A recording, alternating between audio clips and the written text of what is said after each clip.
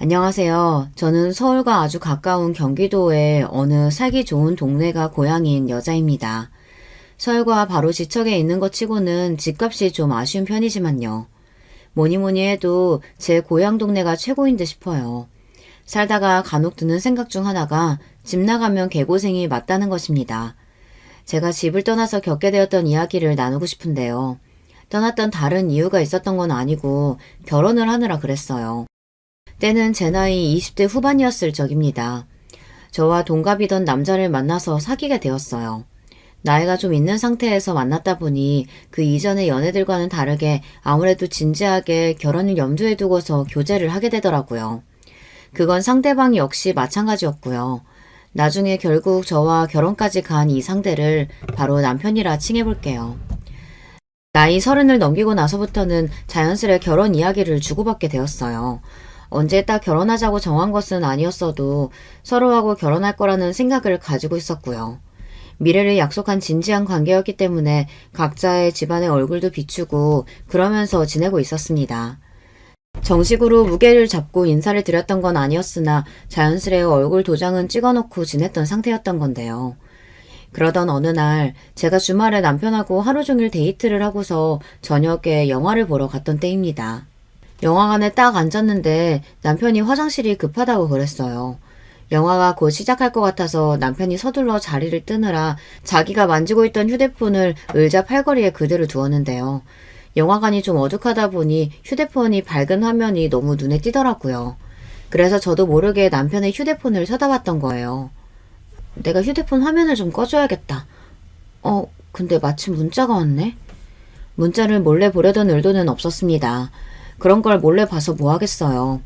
하지만 무심코 화면 위에 제 눈길이 스쳤을 때 신경을 딱 건드리는 내용이 들어왔고, 그래서 저도 모르게 휴대폰을 집어서 정확히 그 문자가 뭔지 확인을 했던 것입니다. 문자는 다름 아닌 시어머니께서 보내신 것이었어요. 내가 보기에 걔가 고단수야. 고민 척하는 여우가 딱 그런 년들이거든. 나이만 먹고 할 줄 아는 거 없어서 남자 꼬셔서 인생 팔자 어떻게든 한번 펴보려는 년들이지. 그런 건 남자는 죽었다 깨나도 몰라. 눈치 못 채. 같은 여자가 봐야 정확히 알아. 그리고 엄마가 어떤 사람이니? 그런 것 좀 간파 정말 잘하는 사람이거든. 연륜도 모시 못하지. 그러니까 우리 아들 너무 걔 뜻대로 휘둘리고 넘어가지 않게 항상 조심하고, 혹시 나에 안 들어서게 조심해라. 임신빌미로 걔가 무조건 네 발목 잡으려고 들 거야. 굳이 늦은 시각에 영화관 가자고 한 것부터가 요망한 년이네. 구구절절 남편을 향한 잔소리에는 제 비하가 담겨 있었죠. 그걸 딱 보자마자 몸에 피가 거꾸로 솟는 느낌이 들었습니다. 제가 시어머니를 그때까지의 기준으로 2번 뵌 적이 있었어요. 한 번은 시댁 근처에서 동네를 지나가다 뵈어서 인사를 나누었고, 그 근처에 있는 카페에 잠시 같이 들리기도 했습니다. 다른 한 번은 밥 한 끼 같이 먹자고 시댁 측에서 먼저 이야기를 해주셔서 제가 시댁을 방문해서 그때 시어머니를 뵈었던 것이고요. 남편과 데이트를 하던 도중 가볍게 시어머니와 통화를 한 적도 2번 있긴 했지만 아무튼 얼굴을 직접 뵈었던 건 딱 2번이었어요.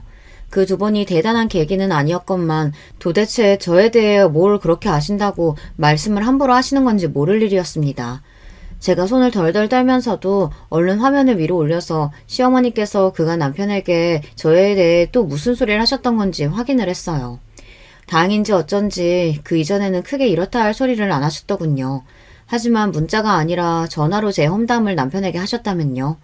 직접 남편의 얼굴을 보고서 저를 안 좋게 말씀하셨다면요. 저는 아마 높은 확률로 시어머니께서 그간 그렇게 구셨을 것이라고 여겼습니다. 그러니까 당신의 아들에게 저를 안 좋게 이야기하시는 게 이렇게나 자연스러운 것이겠죠. 그간의 문자마다 남편은 그냥 평범한 단답형으로 답장을 해왔었고요. 정말 착잡하더라고요. 이걸 괜히 왜 봤을까 싶은 생각이 우선 들어서 심란하게 자리로 돌아온 남편을 맞이했습니다. 곧장 영화가 시작됐는데 솔직히 내용이 눈에도 머리에도 전혀 안 들어왔어요. 개봉만 기다렸던 작품이었기에 제가 남편한테 이 영화를 꼭 보러 가자고 해서 이렇게 오게 된 것인데, 시어머니의 눈에는 제가 작정하고 불려질 짓이라도 하는 걸로 보이는 걸까 싶어 오랫도록 개봉을 기다려온 작품이었음에도 불구하고 도저히 영화에 집중이 안 됐습니다. 내가 마음에 안 드시는 걸까? 임신 이야기까지 꺼내신 걸 보고는 정말 놀랐어. 내가 임신의 빌미로 발목을 잡을지도 모른다고? 그러면 무조건 나를 며느리감으로는 안 보고 계시단 뜻이겠네. 이 결혼을 반대하실 작정을 속으로 하고 계셨던 거네. 저는 앞만 곱씹어봐도 속상했고 영화를 보고 난 제가 감상을 나누기는커녕 표정이 계속 어둡게 굳어있으니까 남자친구가 의아해하면서 저에게 어디 아프냐고 물었어요. 차마 몰래 문자를 봤는데 너무 충격을 받은 거라는 그런 솔직한 대답은 그 자리에서 못하겠더군요. 미치도록 자존심이 상했습니다. 그냥 아까 저녁 먹은 게 소화가 잘 안 되나 봐. 영화 다 봤으니까 우리 그냥 집에나 가자. 아, 정말? 같이 맥주나 한잔 하고 들어가자고 그럴 생각이었는데. 소화 잘 안 됐구나. 그러면 오늘은 이쯤에서 헤어져야겠네. 아쉽다. 보내기 싫은데. 남편이 장난스레 울상을 지어 보였는데 그 모습을 보면서도 저는 씁쓸한 웃음만 나왔습니다. 항상 적극적으로 구는 쪽은 남편이었는데 정작 제가 시어머니께 능수능란한 여자로 비치고 있는 것 같아 너무나도 어이가 없을 따름이었고요. 남편에게 바라자 줄 필요 없다면서 이쯤에서 오늘 헤어지자며 손을 흔들어줬어요. 남편은 저에게 인사를 해주고 난 뒤 문득 휴대폰을 확인했다가 표정이 오묘해졌습니다. 돌아선 저는 남편이 시어머니의 문자를 그제서야 확인했다는 것을 알았죠. 한숨을 쉬면서 귀가를 했던 다음 날 남편이 전에 없이 안부 문자를 아침부터 보내왔어요. 웬 날씨 이야기부터 시작해서 소화가 안 된 거 이제 괜찮냐는 등 평소답지 않게 세심하게 굴길래 이 남자가 제 눈치를 보고 있다는 걸 알았습니다. 시어머니의 문자를 본 순간 남편이 머릿속에 한 가지 가정을 해냈겠죠. 자기가 휴대폰 화면을 켜둔 채로 급하게 화장실을 갔을 때 제가 문자를 봐버렸을 거라는 가정 말입니다. 하필 문자가 도착한 시간대도 그때였으니까요. 남편이 저에게 그걸 떠보고 있다는 걸 저는 알았고 망설이다가 그냥 솔직하게 털어놨어요. 시어머니의 문자 사실 그거 다 봤다고요. 대체 무슨 뜻으로 그러신 걸까? 나는 밤새 생각을 해봐도 결론이 안 나더라. 제가 이렇게 물으니 남편은 역시나 그랬구나 하는 느낌으로 한숨을 푹푹 내쉬더니 필사적으로 변명을 늘어놓았습니다. 자기가 나보다 연상이라서 그래서 우리 엄마가 그러시는 것 같아. 여자 쪽이 나이가 더 많으니까 고단수일 거라고 지레짐작 하시는 거겠지. 응? 그게 무슨 소리야? 우리 동갑이잖아. 자기가 빠른 생일이라 나보다 학교를 1년 더 먼저 들어갔잖아. 아니, 그런데 나는 대학에 재수해서 입학하는 바람에 결국 같은 해에 태어난 애들하고 대학도 같이 입학했어. 그래서 자기하고도 내가 학번도 똑같잖아. 근데 내가 무슨 연상이야? 자기하고 나하고 생일도 4개월밖에 차이 안 나는데? 그래도 엄연히 학교를 먼저 들어간 거니까 빠른 생일이면 연상이라고 우리 엄마가 그렇게 생각하시나 봐. 그 전에 가만히 보니까 어머님이 그 사실을 어떻게 하셨지? 나는 어머님 앞에서 가벼운 대화만 나눴지 이런저런 이야기 자세히 뭘 드린 적도 없었고 빠른 생일 이야기는 언급조차 한 적이 없었는데 제가 짜증스레 물었으나 사실은 그러면서 속으로 이미 정답을 알고 있었습니다. 제가 안 밝힌 사실을 시어머니께서 이미 알고 계신다는 건 뭐겠나요? 시아버지나 다른 사람이 제 사정을 알고서 시어머니에게 이야기를 전했을 리가 없잖아요. 남편밖에는 없었죠. 그건 그러니까 내가 우리 엄마한테 이야기를 했었나 봐. 자기는 굳이 그런 소리를 왜 했어? 뭐 어쩌다 보니 그런 거 알려드렸을 수도 있겠지. 이해해. 거기까진 나도 알겠어. 그런데 굳이 나를 연상으로 아셨다고 한들 그게 왜 고단수일 거라는 결론으로 이어지는 거야? 여자가 어리지 않으면 무조건 순수하지 않고 고단수인 거야? 어머님이 그렇게 생각하시는 분이라니. 나는 너무 놀랐고 솔직히 많이 실망했어. 아니야, 우리 엄마는 잘못 없어. 내가 다 말을 잘못해서 그래. 자기가 뭘 어쨌길래? 아니, 별건 아니었고 저번에 그냥 우리 엄마가 자기 연애 경험이 얼마나 했는지 궁금해 하시길래 내가 별 생각 없이 아마 나보다는 더 많이 연애해봤을 거라고 대답을 드렸었거든. 나보다 훨씬 더 여러모로 능숙한 여자라고. 그렇게 말을 했었는데 아무래도 우리 엄마가 그것 때문에 뭔가 오해를 하셨던 것 같아. 남편이 굳이 말을 그렇게 했었다는 것도 황당했지만 그걸 들으시고 혼자 제가 어떤 사람일 거라고 속단해내신 시어머니의 태도가 암만 생각해도 마음에 걸렸어요.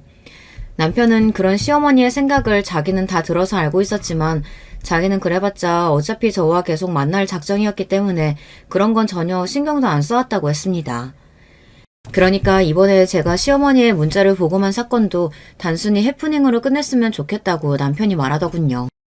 우리 엄마가 반쯤은 농담으로 괜히 그러시는 거야. 무슨 농담을 그렇게 하셔? 재미가 있어야 농담이지. 그게 어떻게 농담이야. 지금은 내가 아직 자기하고 결혼하기 전이니까 그러시는 거지. 우리가 결혼하고 나면 어차피 우리 엄마는 더 이상 힘 못 쓰실 거야. 형이 어렸을 때부터 무뚝뚝한 성격이었는데 나는 좀 딸 같은 아들이었거든. 그래서 내가 결혼하는 거 우리 엄마 입장에서는 괜히 서운하실 수도 있어. 그래서 심술 부리시라고 일부러 농담하시는 거고. 자기를 진심으로 안 좋게 보시는 게 아니라 말로만 그러시는 것뿐이야. 남편은 열심히 저를 설득하고자 했습니다. 여러분이 이런 상황에 놓이셨다면 어떤 선택을 하셨을 것 같나요? 남편의 말에 수긍을 하면서 듣고 보니 맞는 말이네 라는 생각으로 태연히 결혼을 하셨을 것 같나요? 아니면 아무리 그래도 충격을 받고 상처 입은 마음은 회복이 되지 않으니 헤어지자고 하셨을 것 같나요? 저는 저를 어떻게든 회유하려는 남편의 노력을 보며 흔들렸습니다. 그와 동시에 시어머니께서 저라는 인물을 어떻게 보고 계시는지 적나라하게 그 정답을 접하고 말았다는 감상을 지울 수가 없었습니다. 이럴 때는 냉정한 제3자의 판단이 필요했죠. 객관적인 의견을 구하고자 가까운 지인들에게 상황을 털어놓았어요. 그리고 놀라운 결과를 받아들었습니다. 야, 너 미친 거 아니야? 그건 남자 쪽이 더 잘못한 거지. 세상 천지에 어떤 남자가 결혼할 여자를 자기 엄마한테 뭐 여러모로 능숙하고 연애 경험 많다고 이야기를 하냐? 처음 만났을 때부터 쭉 동갑으로 지냈는데 갑자기 이제 와서 자기 엄마한테는 뭐 결혼할 여자가 빠른 생일이니 뭐니 하면서 연상이라고 알려줘? 너무 이상한데. 그렇게 함부로 주둥이 놀리는 남자하고는 결혼한 거 아니야. 결혼해봤자 골치면 아파져. 후회할 일 투성일 거라고. 맞아. 내 생각도 같아. 그런 걸 두고 어떻게 농담이라고 치부할 수가 있냐? 자기들끼리 얘기할 때, 그리고 몰래 문자 나눌 때, 뭐 그럴 때 솔직히 모자간에 별별 소리 다 할 수는 있겠지. 하지만 정도라는 게 있는 법이야. 당사자가 들으면 기분 나빠할 소리 그렇게 하는 건 좀 아니라고 본다. 너는 그런 분을 시어머니로 모실 자신 있어? 결혼은 없던 일로 하는 게 좋을 것 같아. 내가 진심으로 주는 조언이야. 저와 가까운 지인들이 하나같이 입을 모아서 이 결혼은 하지 말라고 한 것입니다. 이미 제 친정에도 남편하고 결혼할 거라고 말을 다 해놓은 상황이었기 때문에 정신이 아득해졌죠. 하지만 객관적으로 이 상황을 바라봐준 사람들이 똑같이 의견을 내놓는 것에는 필시 이유가 있겠다 싶어 결단을 내렸습니다. 우리 헤어지자. 아무래도 결혼할 인연은 아니었던 것 같아. 뭐? 이제 와서 그러기야? 자기가 크게 신경 쓸 일 아니라고, 우리 엄마가 잘못해서 오해하신 거라고 내가 분명히 말해줬었잖아. 그런데도 아직 자기 기분이 안 풀린 거야? 대체 어떻게 하면 기분을 풀어줄 건데? 기분 풀어서 다시 잘해볼 단계는 지났어. 나는 자기하고 결혼할 마음 싹 다 씌웠으니까 그런 줄 알고 우리 여기까지만 하자. 안 돼! 나는 우리가 헤어진다는 건 생각도 못 해봤어. 무조건 결혼까지 갈 줄 알았어. 근데 이러면 안 되는 거잖아. 우리 엄마한테 당장 연락해서 자기한테 정식으로 사과하라고 할게. 그러면 안 될까? 제발 부탁이야. 내가 어떻게 하면 자기 마음 돌릴 수 있는 건지 제발 알려줘. 내가 뭐든지 할게. 정말이야. 결혼이고 뭐고 다 때려치우고 헤어지자고 하니 남편은 울며 불며 매달렸습니다. 저와 결혼할 거라고 철석같이 믿고서 지내왔는데 어떻게 이럴 수 있냐면서 이건 배신이라는 소리까지 입에 담더군요. 자기하고 결혼하는 거지 자기 엄마하고 결혼하는 것도 아닌데 대체 왜 이러냐면서 저를 답답해하는 모습도 보였어요. 저는 굳이 시어머니한테 뿐만이 아니라 남편한테도 실망했다는 소리는 안 했습니다. 저는 남편이 저를 그렇게까지 절절하게 사랑하는지 몰랐어요. 솔직히 그때 조금 놀랐습니다. 난리가 난 남편을 뒤로했던 저에게 며칠 뒤 시어머니께서 찾아오셨어요. 불쌍한 우리 아들 이러다 죽겠다. 너 정말 해도 해도 너무하는 거 아니니?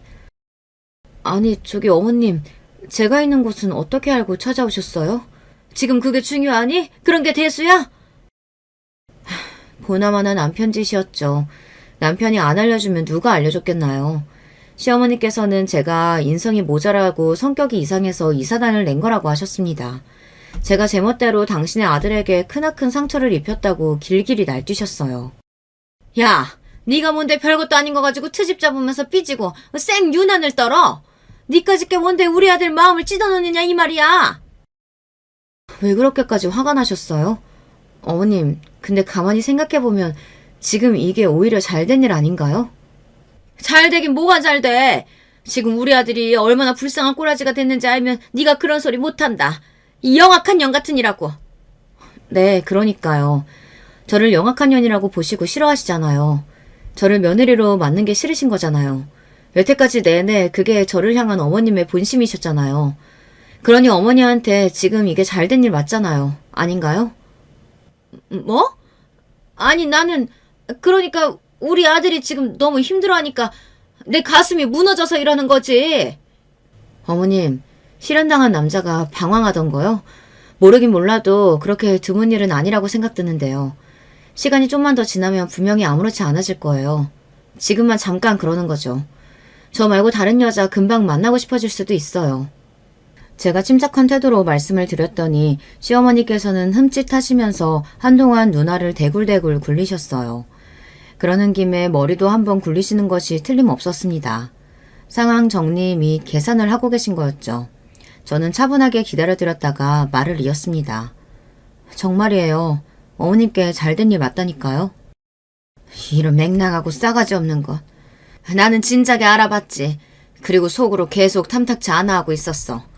우리 아들 옆에 붙어있기에는 너무나도 부족하고 세상에 때가 탔으니까. 나이만 처먹고 뭐 하나 내세울 것도 없는 주제에. 저에게 굴복하시는 모양새가 되었다고 생각이라도 하신 것인지 시어머니께서는 크게 씩씩거리며 말씀을 하셨습니다. 저는 그 모욕적인 언사에 열이 확 받았으나 어차피 이제 다 끝이라는 생각을 하며 꾹 참아냈고 조용히 시어머니를 보내드렸습니다. 조심히 잘 들어가시라는 인사를 공손한 자세로 올리기까지 했네요.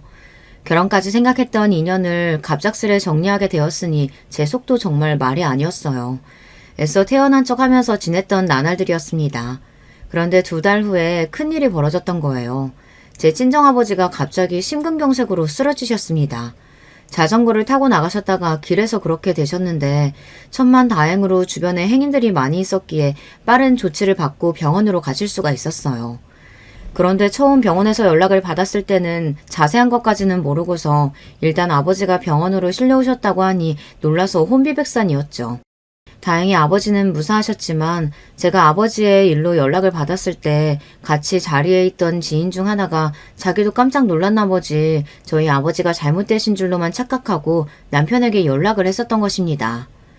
그 지인은 저뿐만 아니라 남편하고도 원래 알고 지냈던 인물이었거든요. 그 바람에 남편이 그 연락을 받고서 화들짝 놀라 병원으로 달려왔던 거예요. 저는 생각도 못하고 있다가 난데없이 병원에서 남편을 마주하고 어리둥절했어요. 난 또 무슨 일 크게 나신 줄 알고 걱정했잖아. 그게 아니니까 다행이다. 바로 발견되시다니 정말 천운이네. 이제 한시름 났다. 오면서 정말 내가 머릿속으로 얼마나 별별 생각을 다 했는지 몰라.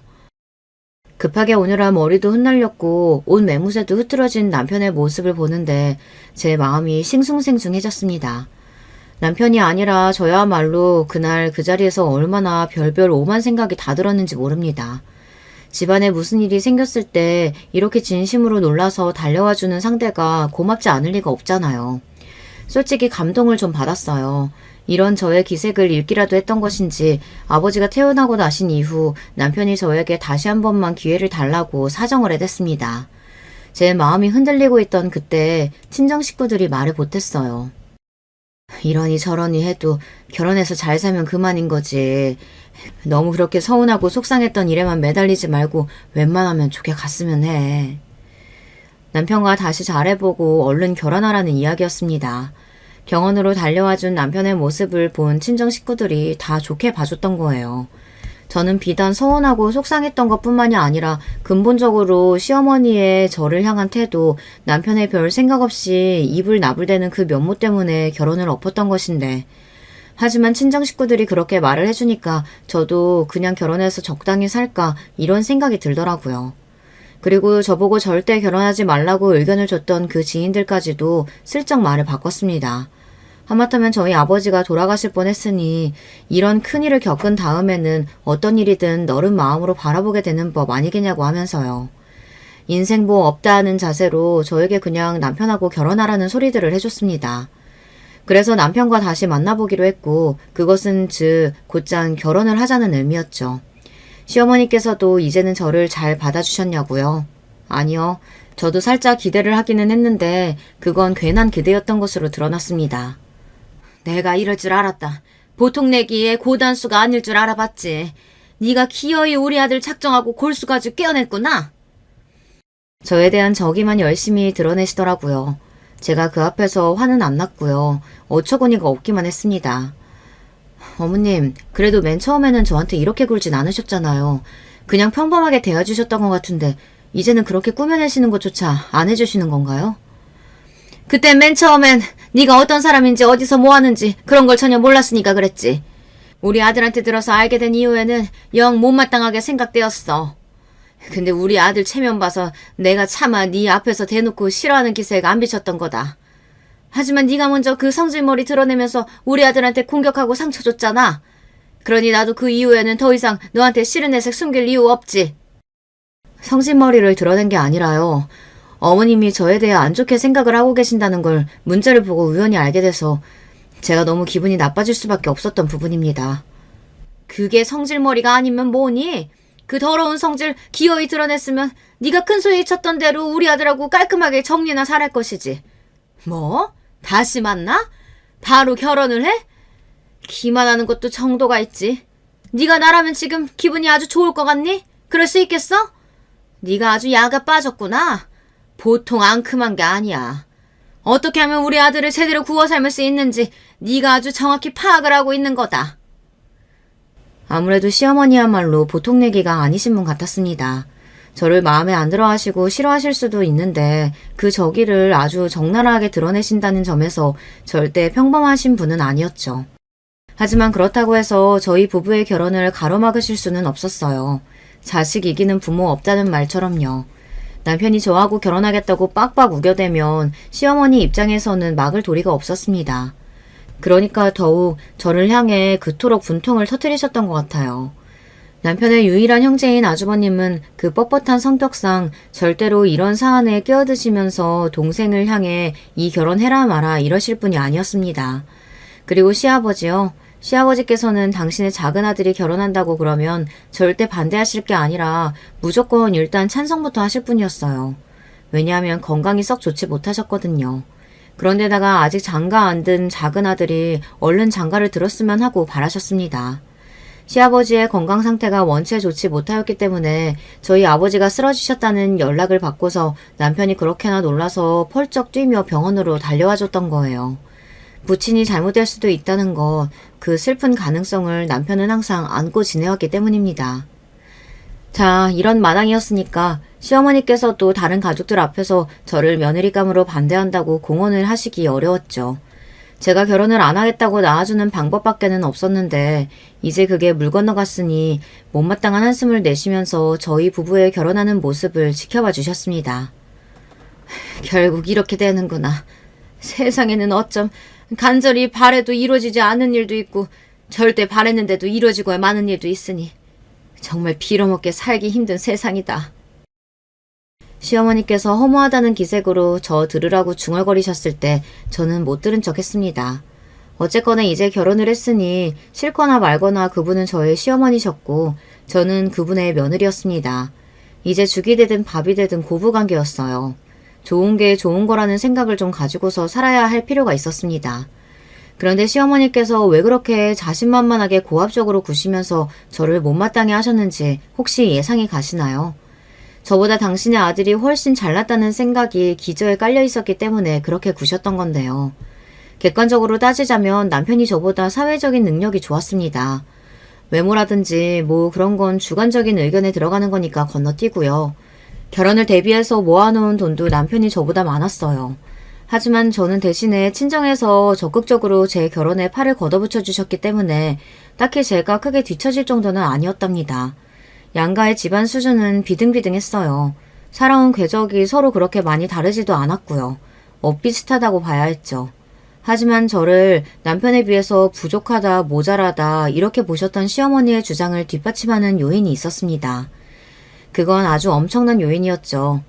우선 결혼 초반이라 그런진 몰라도 남편은 별다른 문제 한 번 만들지 않고 저와 무난한 일상을 이어나갔어요.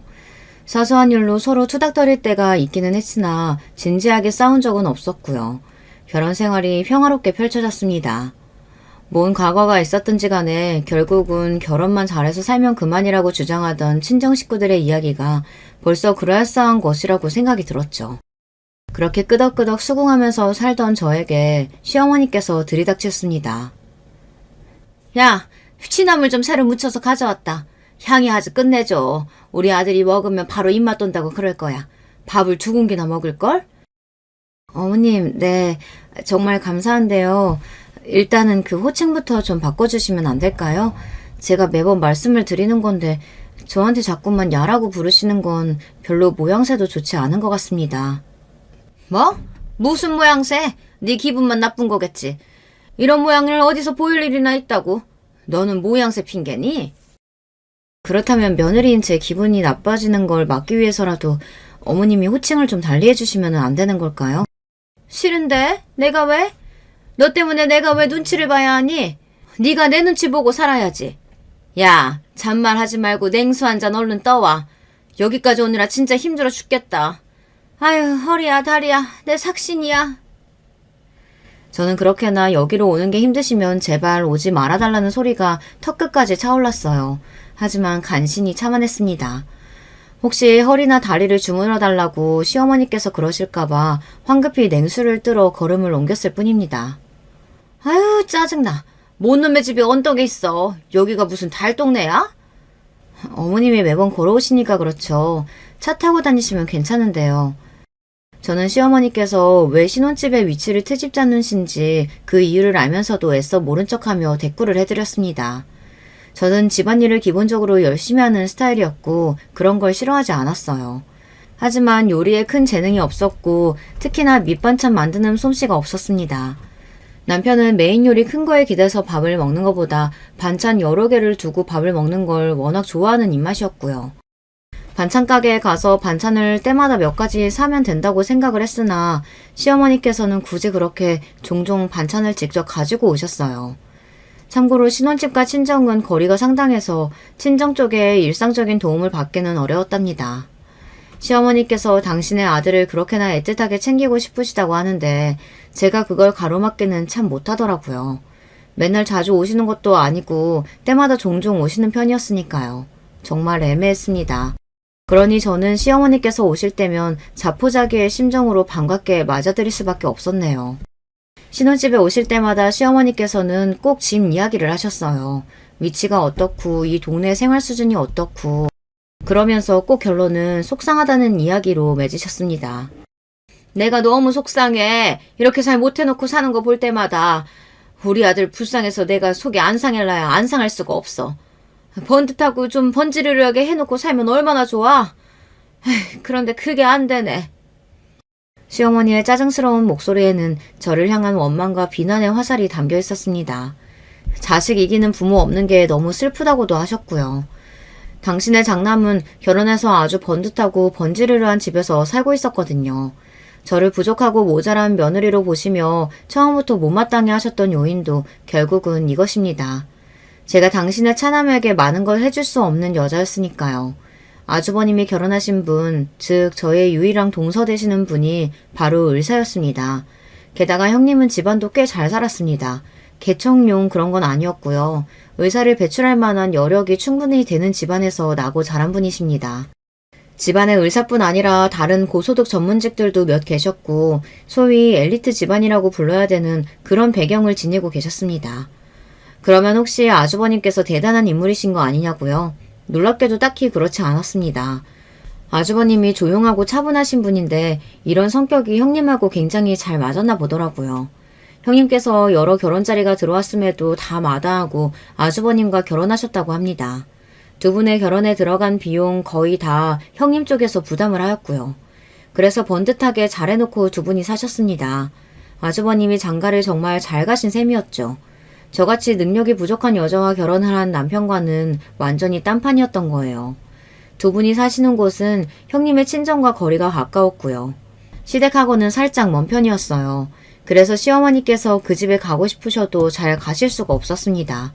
거리는 둘째치고 형님이 워낙 바쁘고 피곤한 분이시다 보니 의사 며느리의 눈치가 보여서 아무 때나 방문을 하신다는 건 절대 있을 수 없는 일이었던 거예요. 그 좋은 집에 가서 당신의 며느리가 없을 때 시간을 보내고 싶으셔도 마땅히 다른 핑곗거리도 없으셨고요. 반찬을 가져다 주실 필요도 없었죠. 형님의 친척이 지척인데다가 일주일에 2번인가 3번인가 집안일 도와주시는 분이 방문을 하고 있었기 때문입니다. 게다가 아주버님의 성격이 무뚝뚝하다 보니 시어머니께서 협조를 구하기가 어려웠죠. 그래서 한마디로 저희 부부와 상황이 극과 극으로 비교가 되었던 것입니다. 해놓고 사는 수준이 너무 차이가 났던 것은 말할 필요가 없었고요. 시어머니께서 아무 때나 들이닥치셔서 당신이 아들을 위해 싸주고 싶으신 반찬들을 원 없이 싸서 날라주시는 곳이었습니다. 이러니 제 입장에서는 점점 속이 끓을 수밖에요. 시어머니의 그런 모습을 보며 속에 화는 올라오는데 솔직히 저도 비교가 되니까 움츠러들었던 것도 같습니다. 저도 사람인데 당연히 아무렇지 않을 수 없었고 형님에 비하자면 저는 뭣도 없는 것 같으니까 의기소침해지기도 하였어요. 형님처럼 저도 잘나고 싶었죠. 세상 천지에 누가 안 잘나고 싶겠어요. 그리고 사람 마음이 간사하고 치사하고 우스운 게 뭐냐면요. 저를 들들 볶으시며 매번 짜증을 내시는 건 시어머니인데 저는 어느새인가 속으로 형님이 왜 그렇게 잘나서 나를 이렇게 힘들게 만드는 걸까? 왜 비교가 되게 만들고 애초에 그렇게 잘나신 분께서 왜 이런 집안의 아들하고 결혼을 하셨을까? 우리가 평범한 거고 그쪽이 특이한 경우인데 왜 우리가 눈총을 받아야 하는 걸까? 이런 생각이 들기도 하였습니다. 나 좋다는 남자 하나만 보고 결혼했으니 그것만 생각하고 그걸로 만족해야지. 마음 다 잡고 살자. 저는 결혼하자며 저를 붙잡고 매달린 남편 하나만 보고 결혼했으니 이런 제 선택에 책임지며 최선을 다해야겠다는 책임감 하나로 버텼습니다. 시어머니 눈에는 남편이 끝끝내 고단수 능그렁이 불려시에게 잘못 넘어가서 결혼하고 발목 잡혀버린 불쌍한 처지로 보이는 듯 했네요. 근데 의도는 어쨌거나 시어머니께서 자기를 애틋하게 생각하고 그러시니까 남편도 그거 자체는 싫지 않아 하는 느낌이었고요.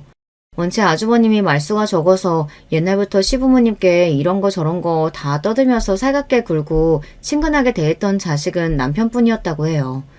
남편의 역할이 그거였고 제일 잘하는 것도 그거였고요.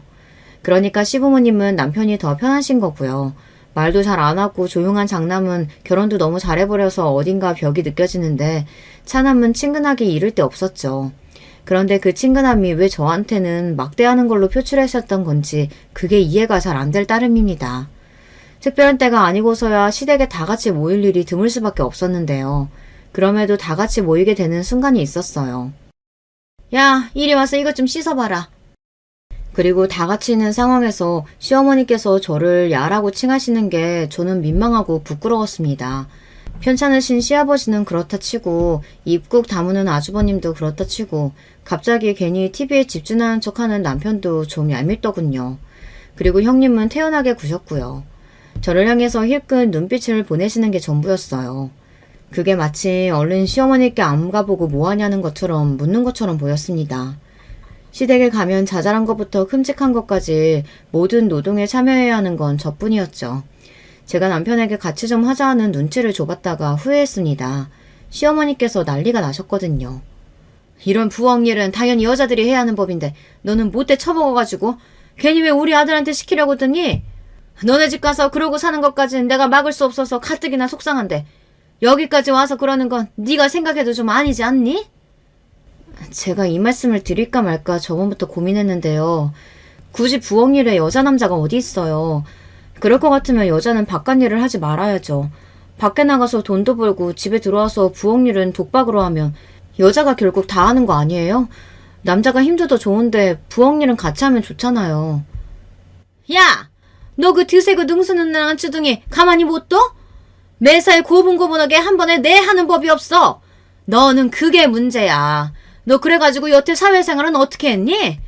그러니까 나이 먹도록 결혼도 못하고 있었고 이런 거 하나 없이 못나게 살고 있었겠지. 객관적으로 나이가 많은 건 아니었고 그러는 시어머니의 아들 또한 대단하게 이룬 거 없는 거 아니었냐고 그렇게 따지고 싶은 마음이 굴뚝 같았습니다. 하지만 제 얼굴이 수치심으로 뜨겁게 달아오는 것이 먼저였죠. 매사에 고분고분하지 못하다는 지적이 저는 왜 그렇게 민망하게 들렸을까요?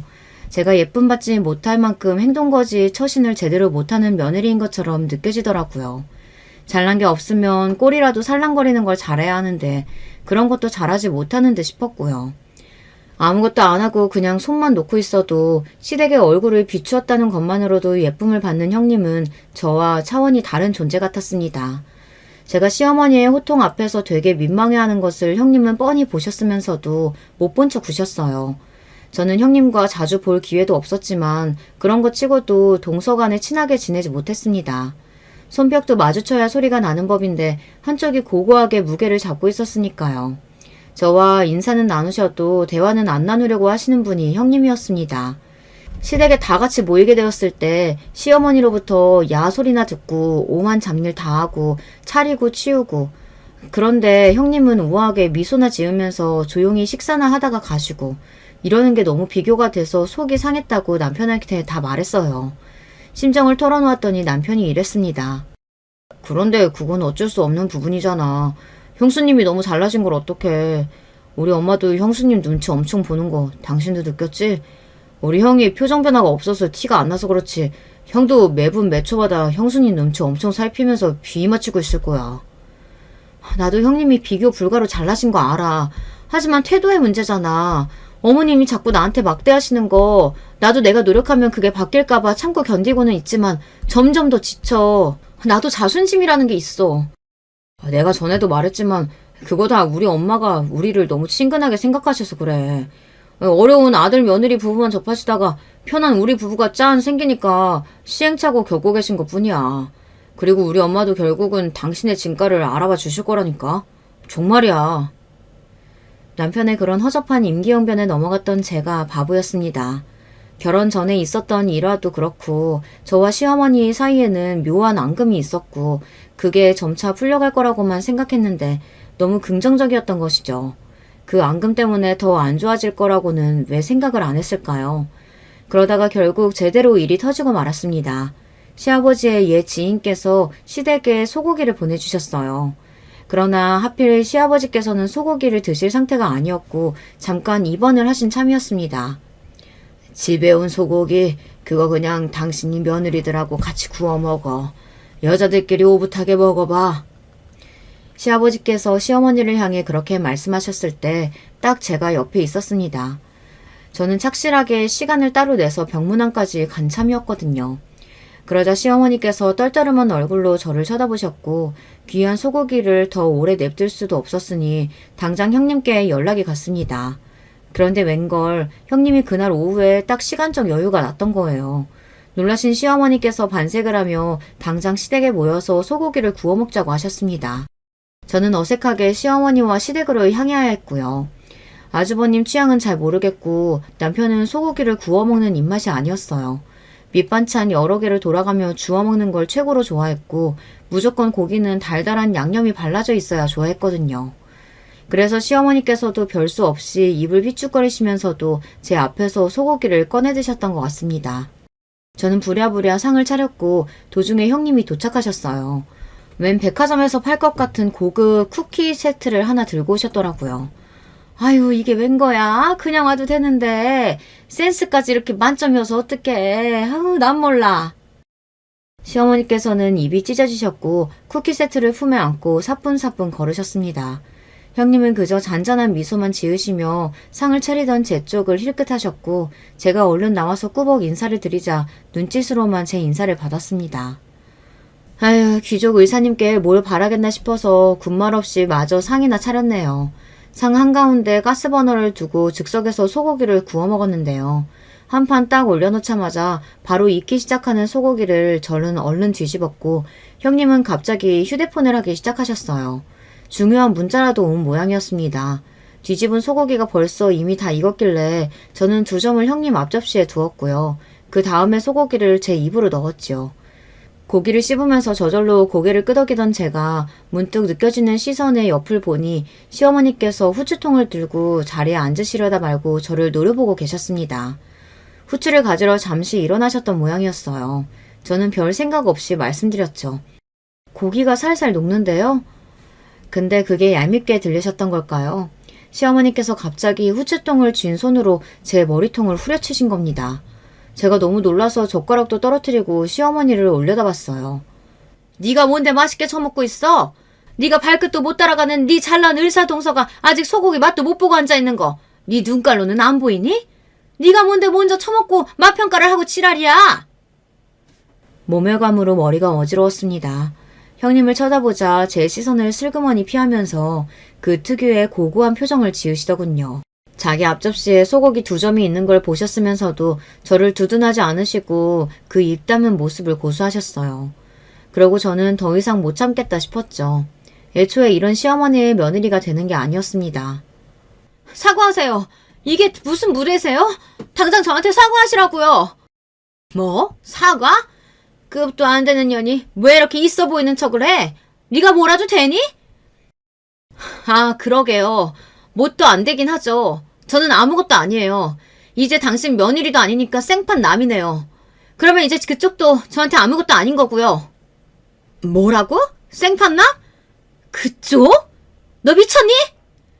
안 미쳤어. 안 미쳤으니까 아줌마 아들하고 이혼한다. 어쩔래?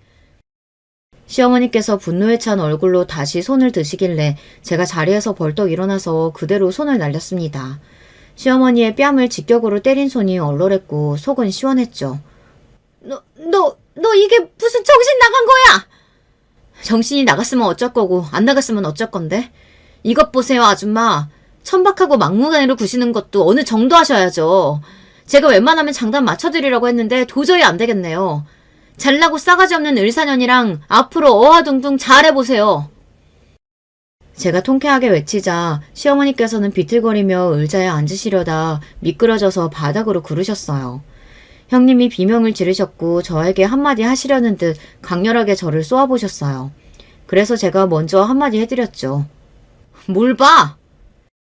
그러자 형님이 기가 막히다는 듯 입술을 깨물면서도 제 기세에 밀려서 조용히 눈을 내리까셨습니다. 망할 놈의 소고기와 시댁을 뒤로 한 채 나서니까 얼마나 후련하던지요. 시어머니께서는 알아놓으셨고 남편은 또 난리가 났습니다. 저와 죽어도 이혼은 못해주겠다면서 울고 불고 얼마나 시끄러웠는지 몰라요. 그럼 가족하고 연 끊을 수 있어? 나 위해서 그럴 수 있어? 뭐? 그건 생각을 좀 해볼게. 됐어. 생각하지 마. 만약 그렇게 한다고 한들 나 때문에 가족들 등졌다고 앞으로 나를 원망하겠지. 우리는 애초에 결혼할 인연이 아니었나 봐. 그걸 모르고서 우리 둘 다 착각 속에서 지내왔던 거야. 이제는 정말로 끝내자. 법은 모르지만 이혼을 위해서라면 소송도 불사하겠다고 제가 그랬더니 충격을 받은 남편이 넋이 나가서 이혼을 해주었습니다. 친정 식구들은 괜히 제 결혼을 부추겼던 것 같다면서 미안해했고요. 하지만 결국은 결혼했던 건 제 선택이었으니 그 누구도 원망하지 않았습니다. 하지만 전 남편은 자기 모친이 죽도록 원망스러웠나 보더라고요. 이게 다 엄마 때문이야. 엄마가 내 인생 망친 거라고. 그렇게 원망하면서 자기 모친을 안 보기 시작했던 거예요. 그러자 전 시어머니 그분은 그 충격으로 삶의 의지를 잃으셨는지 원래 편찮으셨던 전 시아버지보다도 건강이 확 더 안 좋아지고 말았습니다. 요양원 시설을 알아본다 어쩐다 하는 소식을 건너 지인으로부터 전해 들었거든요. 잘난 을사며느리요. 제가 소고기 사건으로 이혼을 한 이후 자기 시댁이 껄끄러워졌는지 아예 발걸음을 끊었다더군요. 정말 싸가지가 없기는 했네요. 전 아주버님은 절대로 효자는 못 되는 분이셨는지 그런 자기 아내의 선택을 따랐다는 후문입니다. 이런 거 보면 돈이고 뭐고 잘난 게 중요한 게 아니라 태도를 잘하면서 사는 게 가장 중요한 것 같아요. 짧지만 강렬했던 결혼 생활을 질려버린 저는 결혼 생각 따위는 없이 즐겁게 일상을 보내다 자연스레 새로운 인연을 맺었답니다. 친정 고향 동네에서 오래 장사를 해온 집안의 아들내미랑 제가 만나게 될 줄은 상상도 못했었는데 말이죠. 앞으로 어떻게 될지 모르겠으나 절대 조급해하지 않으려고 해요. 급할수록 돌아가라고 하잖아요. 이번에는 급하게 먹다가 체하지 않을 겁니다. 여러분 안녕하세요. 저는 서울에 거주하고 있는 60대 초반의 남자입니다. 매번 듣기만 하다 저에게도 제보하고 싶은 사연이 생겨 제보하게 되었습니다. 대한민국 중년의 삶이란 평탄하지 않은 것이 대부분인데요. 저 또한 파란만장한 삶을 살았답니다. 사연을 제보하려고 쭉 제 인생을 돌이켜보는데 참 많은 일이 일어났더라고요. 그럼 제가 어떤 삶을 살았는지 바로 시작하겠습니다. 여보, 오늘도 조심히 잘 다녀와요. 이따 우리 성민이랑 성년이 데리고 같이 병철 씨네 집에 가서 고기 먹기로 한 거 알죠? 매번 얻어먹기만 해서 미안하니까 우리도 이따 갈 때 과일이나 주전부리 좀 사가요. 당연히 알지. 그래, 그거 좋다. 어렸을 때부터 병철이한테 매번 받기만 하네. 이따 그럼 퇴근하고 빨리 집으로 곧장 올게. 여보, 항상 고마워. 저는 해안가에서 태어나서 자랐습니다. 집을 나서서 바다까지는 걸어서 단 15분이었어요. 부모님은 둘 다 배를 타는 분들이셨는데 제가 결혼하고 얼마 되지 않아 돌아가셨습니다. 배 타는 일이 워낙 위험한 거 아시죠? 그래서 부모님은 제가 평범하고 안정적인 일을 하는 것을 원하셨어요. 부모님의 소원으로 저는 열심히 노력해서 마을에 있는 유일한 은행에 취업해서 은행원으로 일했습니다. 많은 돈을 버는 것은 아니었지만 자식을 낳고 키우기엔 충분한 돈이었죠. 그런 저에게는 소꿉친구가 한 명 있었는데 이름은 병철이었어요. 병철이는 저와 걷기 전부터 알던 사이였습니다. 워낙 작은 마을이라 초등학교 정원이 총 8명이었거든요. 그 중에서도 병철이와 저는 집까지 붙어 있어 친했죠. 부모님끼리도 잘 알던 사이였습니다. 우리 부모님이 사고로 돌아가셨을 때 병철이 부모님이 저를 많이 챙겨주기도 하셨어요. 병철이 부모님도 우리 부모님처럼 배 타고 나가 생선을 잡는 일이 업이 없어요. 그리고 병철이는 그렇게 부모님과 동네 주민들이 잡아온 생선을 시장에 나가 파는 일을 했었죠. 그 과정에서 돈을 많이 벌었고 그래서 항상 상대적으로 평범한 제가 병철이에게 많이 얻어먹었습니다. 야, 상준이네 왔네? 성민아, 성현아! 아이고, 우리 강아지들 예뻐 죽겠다. 성윤이는 완전 재주씨랑 똑같이 생겨서 더 예뻐졌네. 아니, 근데 무슨 과일을 사왔어? 사오지 말랬잖아.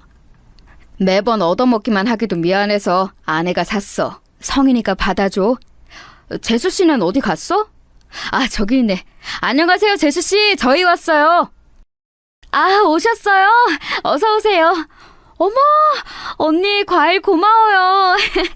제가 국수도 만들었는데 성민이랑 선영이 여기 와서 먹어. 이모가 맛있게 만들었어. 와, 너무 맛있어 보여. 진짜 매번 생각하는 건데 식당 차려도 되겠어. 어떻게 이렇게 맛있게 만들어? 우리는 부부끼리도 매우 친했어요. 한 가지 안타까운 점이 있다면 병철이 부부는 아이가 없었어요. 2명은 계속 아이를 원했는데 재수씨 몸에 문제가 있어 아이가 생기지 않는다고 하더라고요. 그래서 그런가 병철이와 병철이 아내는 우리 아이들을 참 많이 예뻐했습니다. 우리가 처가에 급한 일이 생기면 대신 아이들을 봐주기도 했어요. 서로 허물없는 사이였고 제 자식들도 병철이와 병철이 아내를 많이 좋아했습니다. 그렇게 저는 평생 행복하게 의지하며 살 줄 알았어요. 그러던 어느 날이었습니다. 정확히 우리 장남이 학교에 입학하기 전이었어요. 병철이와 둘이 술을 마시는데 병철이가 은근히 사업 얘기를 시작했습니다. 야, 상준아, 너 이제 아이들도 다 학교 들어가면 들어갈 돈도 많잖아. 나랑 같이 동업하자니까? 이거 솔직히 진짜 하나도 안 힘들어. 내가 힘든 일이면 너한테 권하겠냐? 내가 너랑 지낸 기간이 얼만데. 나 못 믿어? 아니, 믿지. 그런데 난 그냥 안정적인 직업으로 조용히 평범하게 사는 삶도 나쁘지 않은 것 같아. 너를 무시하는 게 절대 아니고 그냥 자식이 있으니까 오히려 모험하기 힘든 거 있지. 우리 부모님도 나한테 돌아가시기 전에 항상 평범하게 살라고 하기도 하셨고. 야, 근데 막상 큰돈 만져봐라. 진짜 세상 보는 눈이 달라져. 돈이 많으면 할 수 있는 게 얼마나 많은데. 너 자식 새끼들 해줄 수 있는 거 다 해줄 수 있어. 진짜 좋은 기회라서 그래. 너 모은 돈이랑 내가 모은 돈 합쳐서 크게 한판 하자. 이 마음은 알겠어. 일단 나 혼자 결정할 수 있는 사항은 아니고 아내랑 얘기하고 알려줄게. 근데 아내도 자꾸 재주씨 얘기 꺼내면서 부러워하긴 하더라. 병철이는 제가 은행원으로 번 돈을 투자하라고 권유했어요. 본인이 모은 돈과 합쳐 크게 동업해서 사업하면 이전과는 다른 삶을 살 수 있다고 했죠. 저는 원래 안정적인 성향이지만 제 유일하고 가장 가까운 친구인 병철이가 사업해서 잘 사는 모습을 보니 사실 속으로 많이 부러웠거든요. 병철이 아내는 항상 고급스러운 옷을 입고 아끼지 않고 사는데 우리 아내는 그러지 못하고 시장에서 1원이라도 깎으려는 모습을 볼 때마다 속상하기도 했죠. 실제로 아내도 병철이 아내가 부러운지 종종 저에게 얘기하기도 했고요. 그래서 집으로 가서 아내에게 말을 조심스럽게 꺼냈습니다. 뭐라고? 여보, 내가 물론 부러워했던 것은 맞아. 그건 부정하지 않을게. 그런데 그렇다고 나는 당신이 사업하길 원하진 않아. 우리 아이들도 아직 많이 어리고. 나는 그냥 평범한 삶도 의미 있는 삶이라고 생각해. 그동안 모은 돈을 다 투자하는 것도 너무 위험해. 앞으로 우리한테 어떤 일이 일어날지 모르잖아. 그치. 내가 괜한 소리를 한 것 같다. 여보, 그냥 못 들은 걸로 하고 우리 이렇게 살자. 내가 병철이한테 말 잘할게. 신경 쓰지 말고 우리는 우리의 길을 가자. 처음에 아내는 사업에 대해 상당히 부정적이었습니다. 저는 병철이의 말에 혹하긴 했으나 아내의 의견이 더 중요하니 충분히 존중했어요. 그리고 제 인생에 사업은 없는 일인 줄 알았죠. 그러다 우리 집에 아주 큰 사건이 발생했어요. 차라리 사업을 할 걸 그랬나 싶을 정도의 일이었습니다. 이 사건의 발달은 우리 둘째였어요. 왜냐하면 갑자기 우리 둘째가 크게 아프기 시작했어요. 처음에는 가벼운 감기라고 생각했는데 자꾸 발작이 심해졌습니다. 그런 딸을 데리고 병원에 갔더니 병원에서는 우리 마을이 아닌 근처 광역시의 큰 병원으로 가라고 했죠. 여보, 어떡해. 우리 성현이 어떡해. 당장 수술해야 하는데 수술비가 없잖아. 당신 모은 돈으로는 입원비도 낼 수가 없어. 친정에 말했는데 친정도 돈이 없다고 우는 소리야. 우리 딸 어떡해. 병원에서는 딸이 당장 수술해야 하는 뇌 관련 병에 걸렸다고 했어요. 수술하지 않으면 평생 불치병을 가지고 살아야 한다는 말에 급하게 있는 돈 없는 돈을 다 끌어모았습니다. 그런데도 돈은 턱없이 부족했어요. 너무 속상해서 대출도 알아보고 있었는데 바로 그때였습니다. 야, 상준아, 성현이 내 딸 같은데 내가 차마 지나치지 못하겠다. 병원비 내가 다 낼 테니까 걱정하지 말고 치료에 전념해. 돈은 찬찬히 갚아. 내가 진짜 자식도 없는데 우리 성민이랑 성현이 내 자식 같아서 그러는 거야. 병철아, 진짜 너무 고마워서 내가 뭐라 할 말이 없다. 그냥 고맙고 또 고맙다. 예전부터 너한테는 받기만 하는 것 같아서 미안해. 내가 이 은혜 절대 잊지 않을게. 병철이는 우리 성현이가 아프다는 말을 듣고 한 걸음에 병원에 달려왔어요. 그러면서 본인이 병원비를 다 부담할 테니 천천히 갚으라고 병원비를 한 번에 다 결제했습니다. 그런 병철이를 보며 너무 고맙고 또 동업 제안을 거절한 게 미안했어요. 저렇게 순수한 마음을 가진 병철이한테 우리 부부가 너무했던 게 아닌가 생각했죠. 그렇게 딸은 병철이의 도움으로 수술을 무사히 마칠 수 있었고 회복도 쉽게 해서 금방 괜찮아졌습니다. 만약 병철이가 아니었다면 우리 딸은 수술할 수도 없었을 거예요. 아내와 저는 병철이에게 고마워서 어쩔 줄은 몰랐죠. 그러다 사건이 발생하게 되었는데 딸이 퇴원하고 얼마 지나지 않았을 때였어요. 병철이가 저에게 밤에 술을 마시자고 하며 부르더라고요. 야, 병철아, 정말 내가 너한테 너무 고맙고 미안해서 어쩔 줄은 모르겠다. 이 은혜는 평생 잊지 않을게. 혹시 필요한 거 있으면 언제든지 말해. 나랑 아내가 도움이 된다면 얼마든지 발벗고 나서서 행동할게. 아니 뭐 성민이랑 성현이는 내 자식이라고 생각하고 사니까 당연한 거였지. 그런데 상준아, 내가 병원비를 내줘서 이런 부탁을 너한테 하는 것은 아니고 혹시 보증을 서줄 수 있을까? 뭐? 보증? 갑자기 무슨 보증 얘기가 나와? 무슨 일 있는 거야? 아니, 그런 말 알지? 큰 걸 원하려면 한 발 물러서야 한다는 건 말이야. 내가 지금 딱 그 상황이야. 어마어마한 거래가 있는데 그게 무려 중국하고 엮인 중요한 일이거든. 만약 이거 성사되면 평생 일하지 않아도 돼. 그래서 그런데 나 보증 좀 서줄 수 있어? 사실 저는 은행원으로 근무하며 돈 관련으로는 워낙 들은 말이 많았어요. 그중에서도 제일 유명한 말이 절대 보증을 서면 안 된다는 말이었습니다. 보증은 형제 자매끼리도 절대 하면 안 된다고 했죠. 그런데 그때는 병철이에게 고맙고 미안한 마음뿐이었어요. 만약 병철이가 아니라면 우리 딸이 살 수 있는 다른 방법이 없었으니까요. 성현이의 생명의 은인이라고 생각하니 저도 모르게 보증을 서겠다고 해버렸습니다. 사실 보증을 서면서도 저도 마음이 마냥 편하진 않았어요. 하지만 워낙 잘 살던 병철이었고 또 평생을 형제보다 가깝게 지내던 사이라 그저 병철이를 믿었어요. 그리고 그 믿음은 우리 가족의 불행으로 이어졌습니다. 저는 제가 술 마시다 한순간에 내린 결정이 이런 결과를 가져올 줄은 전혀 몰랐어요.